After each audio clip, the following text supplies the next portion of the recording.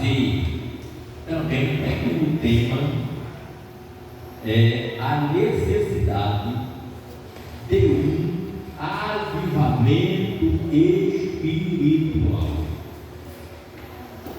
No nosso culto de ensinamento, nós falamos um pouco sobre o que é avivamento, que justamente é uma intervenção ou uma ação divina para que venha a haver um despertamento no coração da igreja, para que essa igreja possa se disponibilizar ou estar disponível para agir de conformidade com o querer e com a vontade de Deus, para que a obra do Senhor seja realizada.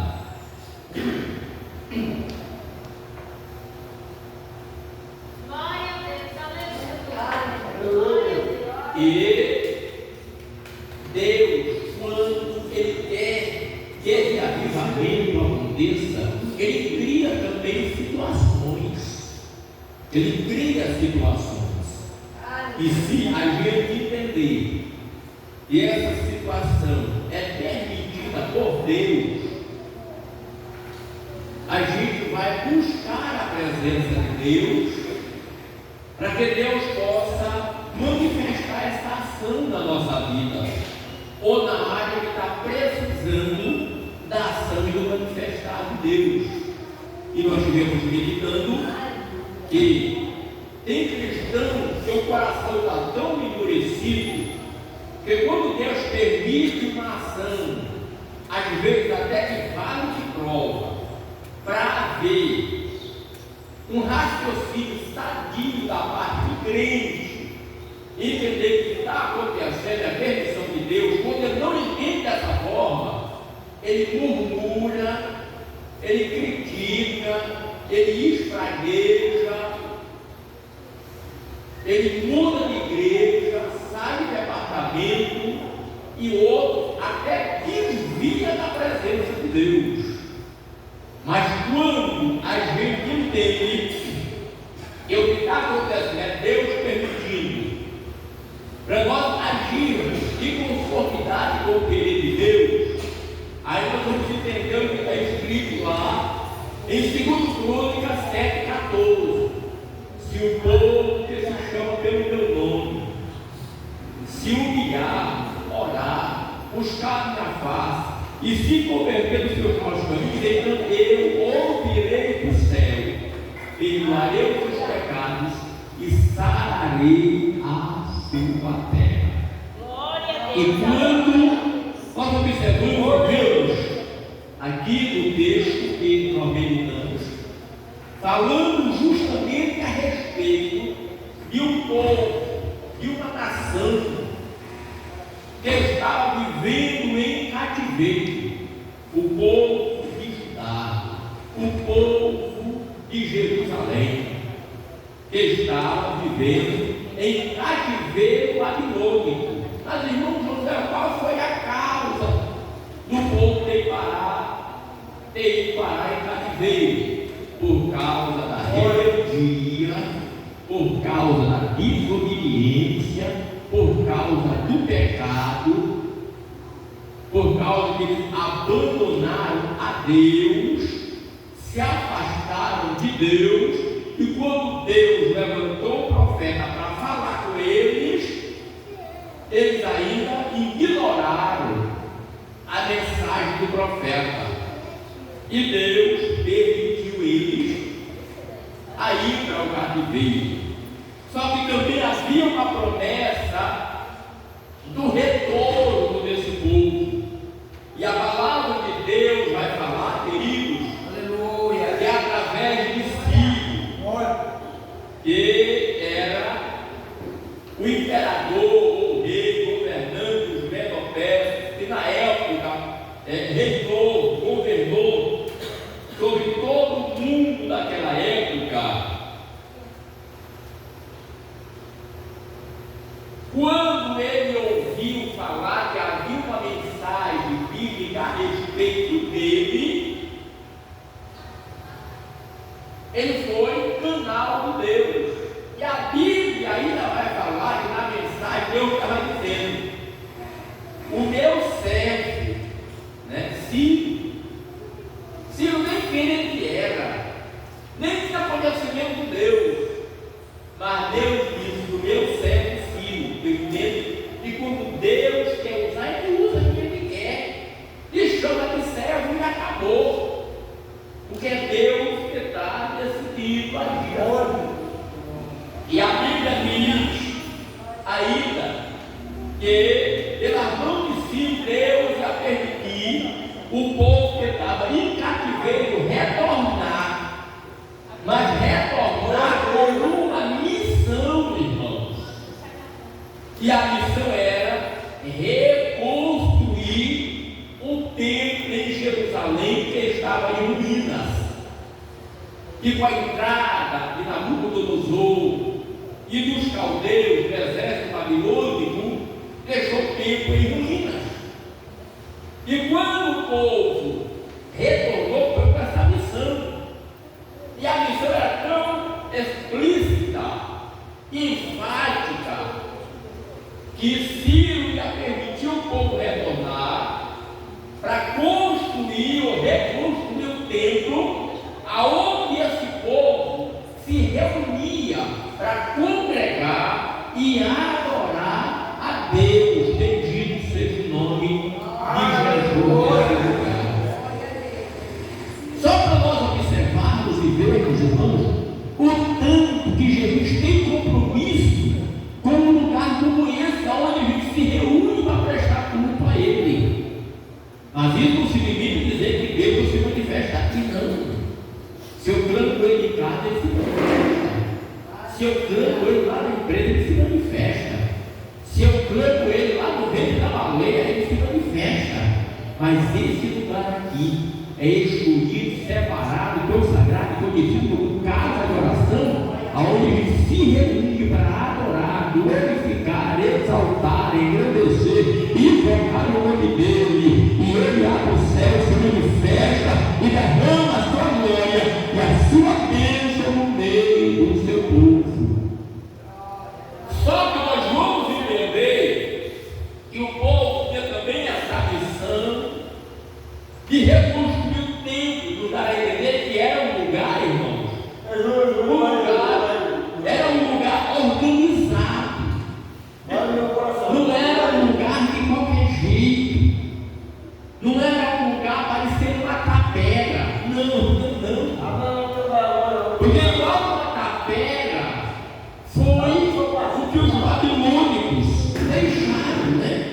Então, o retorno do povo era para o povo reconstruir o templo, fazer um negócio bem organizado, bem chique, para que o povo viesse se reunir, adorar a Deus e Ele ali manifestar a sua presença no meio do seu povo. A necessidade de um avivamento. A situação espiritual de Judá, por causa da desobediência de Judá, o profeta estavam alertando a respeito da futura destruição da nação, mas o povo não ouviu as divinas revelações e advertência através do profeta. Já comentamos a respeito. A destruição do templo e morte, por ignorar a voz do Senhor, o povo foi levado em cativeiro para a Babilônia. O templo foi destruído. Além disso, um terço do povo morreu de fome e de peste, ao passo que outro terço morreu pela espada. Então nós estamos vendo aqui que o povo não deu ouvido à advertência através dos profetas que Deus levantou. Babilônia, ou o exército babilônico, que na época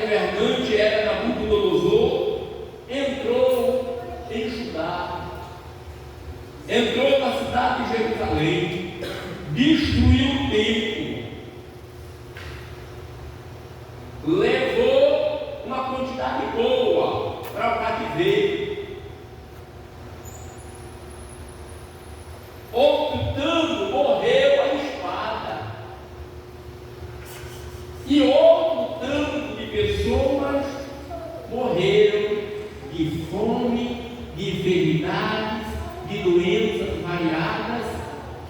E ali, cidade de Jerusalém ficou um caos, ficou destruída. Por quê? Porque o povo não conseguiu ouvir a voz de Deus através dos profetas. Mas chegou o tempo de que também a promessa da restauração se cumpriu. E o povo, irmãos, retornou. O povo retornou. Cerca de 538 antes de Cristo, Ciro deu ordem para o povo. E a ordem de Ciro foi ali uma proclamação que aquele povo estava sendo liberado do cativeiro, retornando à sua pátria, retornando à sua nação, retornando a Judá, a Jerusalém. E a ordem de Ciro era: e vocês aí, vizinhos, parentes, conhecidos, não é para esse povo retornar de mãos vazias. Eu quero que vocês deem prata, deem bronze, deem ouro, deem animais, que vocês ajudem esse povo. E tem também ofertas para quando eles chegarem ali, eles também ofertar na casa de Deus. E era o povo que tinha que abençoar, irmãos. O povo de Judá, daquela província com essas bênçãos, para quando eles chegassem, eles deveriam chegar com recursos para fazer os investimentos necessários naquilo que Deus queria fazer através da vida deles. Mas aí o povo chegou e ficou na demência, na dormência, na negligência, na omissão, na preguiça, e não se preocupou, irmãos, em obedecer ou colocar em prática o que Deus tinha falado. O chamado para reconstruir o templo.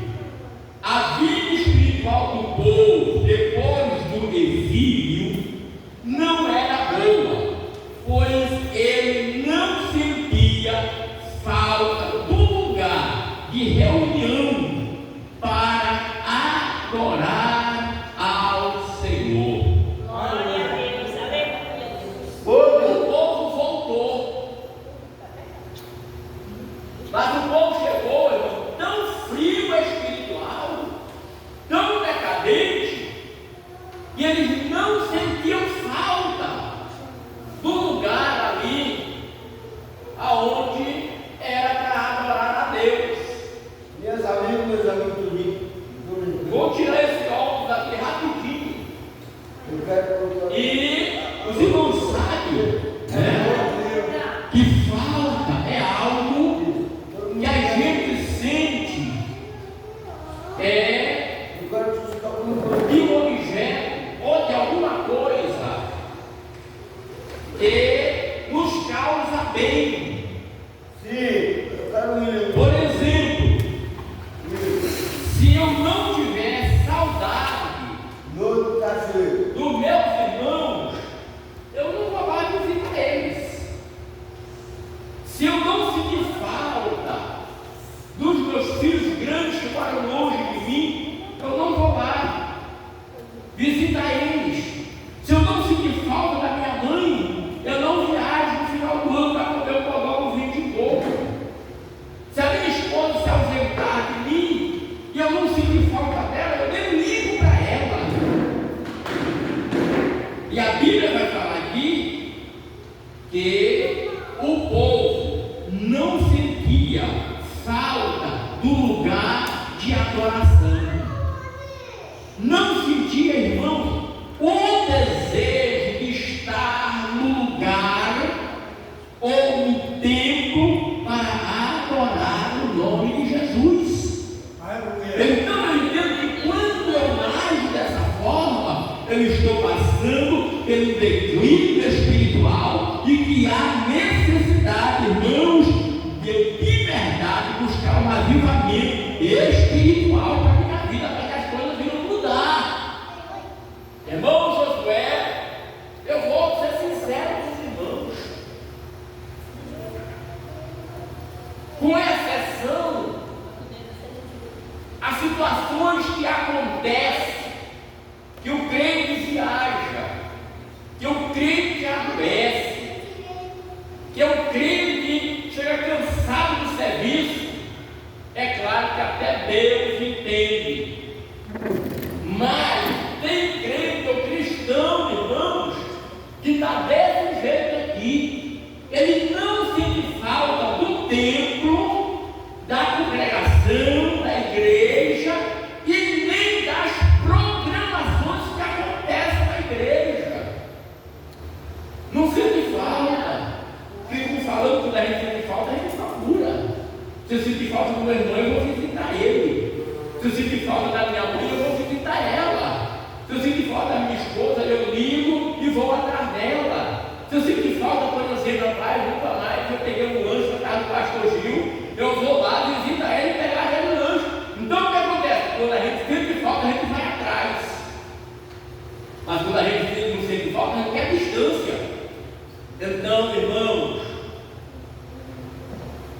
quando eu não estou doente, quando eu não estou viajando, quando eu não estou cansado, eu tenho dificuldade de estar na igreja, em algumas programações necessárias, cultuando, irmãos, eu estou de verdade passando por um momento de crise espiritual. Glória a Deus. Aleluia. Ai, meu Deus, eu não sinto falta de escola dominical. Está precisando de um avivamento espiritual. Ou para mim aprender, ou para me ensinar. Quanto ensinamento, irmão, também não sinto falta. Está precisando de um avivamento espiritual. Ou para me aprender, ou para me ensinar. Não sinto falta das campanhas de revelação. Está precisando de um avivamento espiritual. Ou de vir orar para alguém, ou então receber oração. A igreja, o povo estava desse jeito. E aquilo que acontece, o comentarista que o povo ele não sentiu falta, irmãos, do culto, do lugar de reunião. Então, quando você vê o crente passa 30 dias servindo na igreja, passa 6 meses servindo na igreja, entra a programação, sai a programação, ele não congrega, meu irmão, é porque as programações da igreja, para ele, não faz falta, nem acrescenta nem diminui, não faz diferença nenhuma, e isso é perigoso.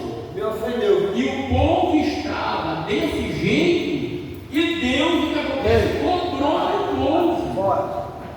Deus cobrou o povo, dizendo assim: está na hora de vocês voltar a vir para o templo. Está na hora de vocês voltar a vir para a minha presença. Está na hora de vocês voltar a me buscar. Está na hora de vocês voltar novamente a entender que vocês têm uma missão que precisam cumprir, que era justamente reconstruir o templo. Aí o comentarista diz ainda: por meio do profeta Ageu, Deus cobrou o povo que estava em rebeldia para voltar à reconstrução do templo.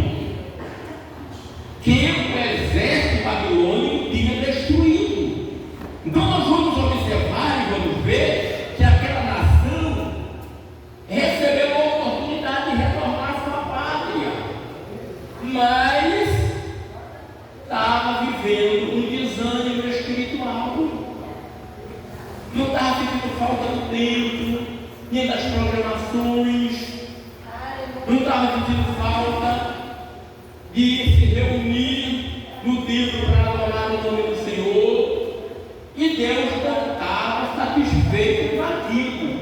Por isso que então Deus, através do profeta, volta novamente a cobrar. É como se Deus estivesse dizendo: olha, eu tirei vocês de lá, libertei vocês, trouxe vocês novamente à pátria de vocês, mas eu dei uma ordem.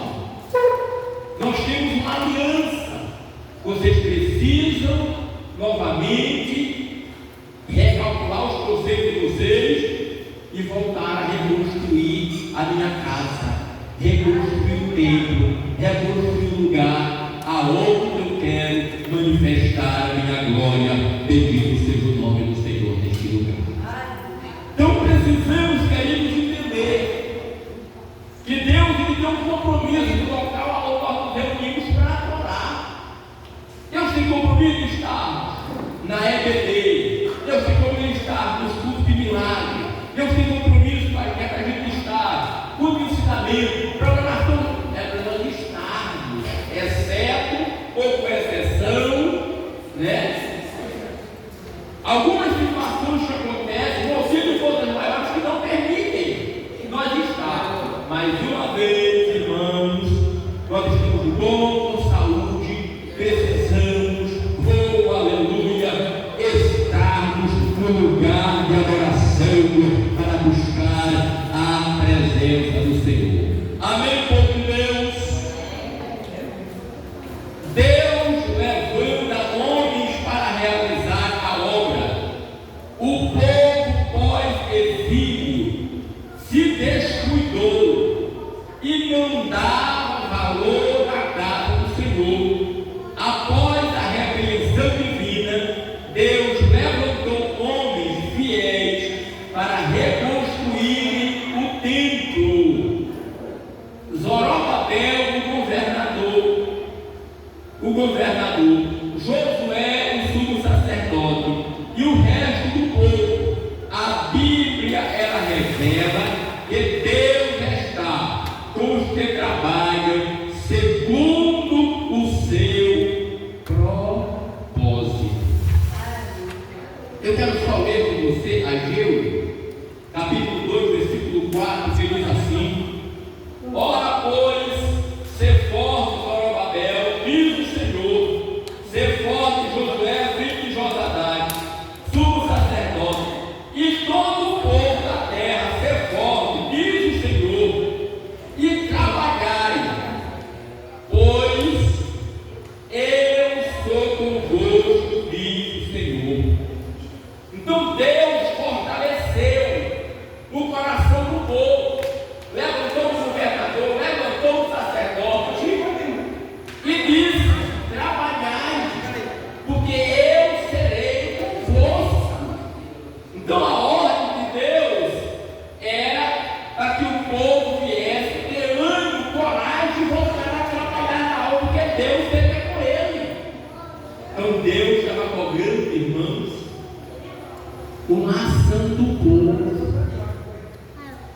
para o povo voltar novamente a trabalhar na obra, porque a obra estava precisando, a obra estava necessitando, a obra estava carente, a obra na verdade era para ser feita, mas Deus contava com o seu povo.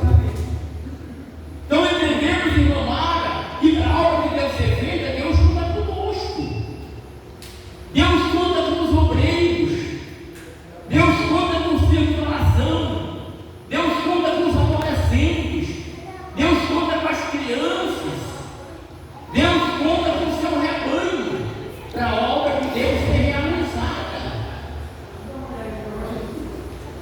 Então Deus conta com dizimistas, Deus conta com ofertantes, Deus conta com mão de obras. Então Deus conta com aquilo que o povo ele pode oferecer na obra. Você está entendendo? Deus conta com que eu e você podemos oferecer na obra. Mas eu louvo a Deus, porque aqui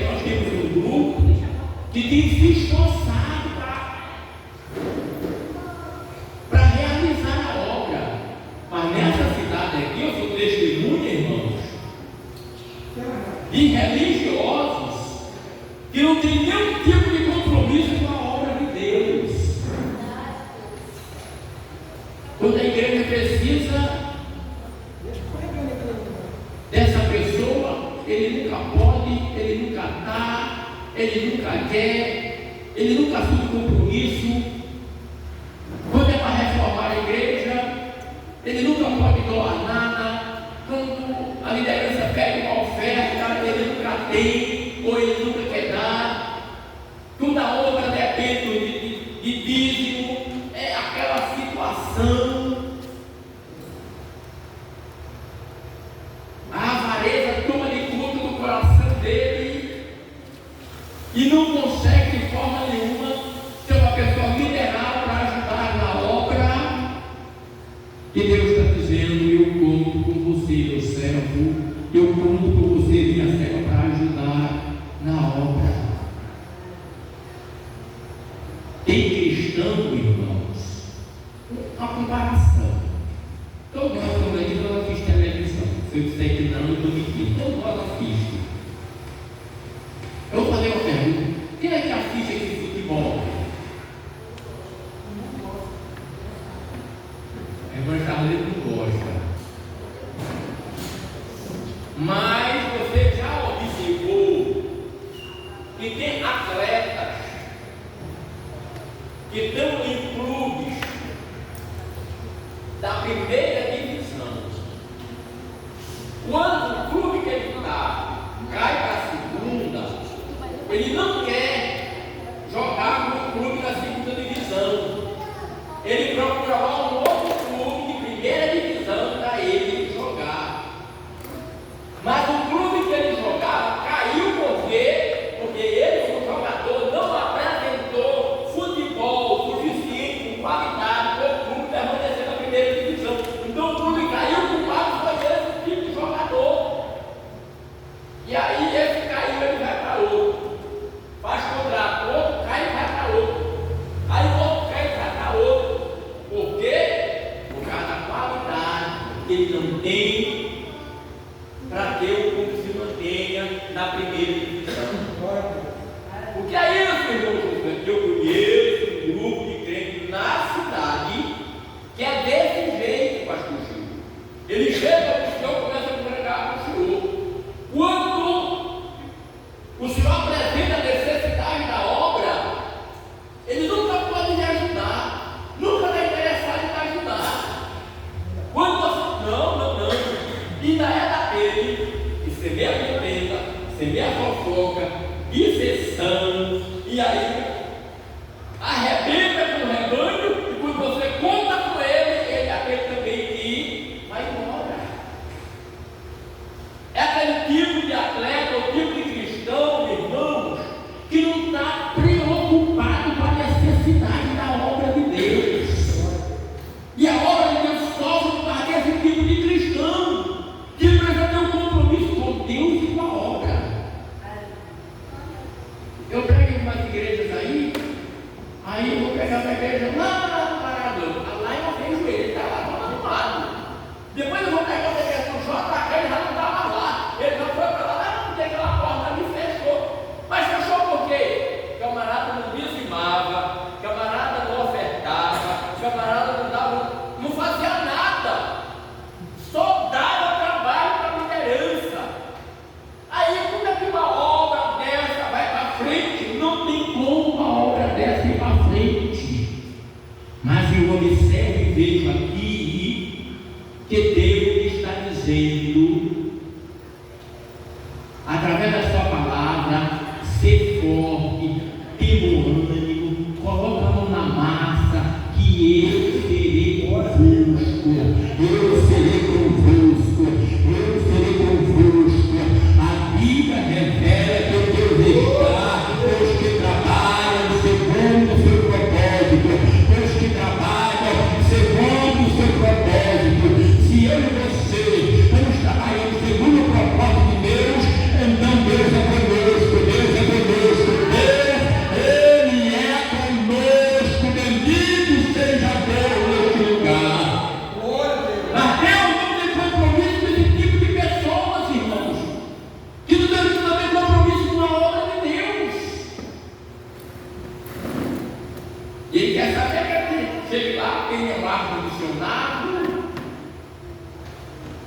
Chegue lá, tem um som bom.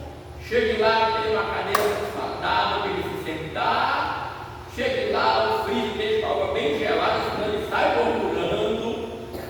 Se o som não presta, você está entendendo? Não. Deus, ele trabalha e é com quem trabalha segundo o seu propósito. E só para nós encerrar, o desejo das nações e a glória de Deus. Deus estava dizendo: reconstrua o templo. Porque depois de reconstruído será notório que o templo está reconstruído. E as nações virão para o culto da Páscoa, de Pentecostes, do tabernáculo. O povo vai vir, vai abençoar a obra, mas o povo vai vir quando eu e você, quando eles estivessem no foco da vida. Se eu e você, nós não teremos compromisso com a obra de Deus, aí nós queremos que os outros vão ter. Não vai, então começa por nós. O avivamento começa por nós. O avivamento começa por nós. E daqui vai sair por aquela porta e vai alcançar os que estiverem em seu redor. Deu para nós estar entendendo? Amém? Glória a Deus. Então Deus, ele é conosco. Se não, o que acontece? Nós vamos ficar assim. Muda daqui, vai para ali. Aí esfria, muda dali, vai para o lado.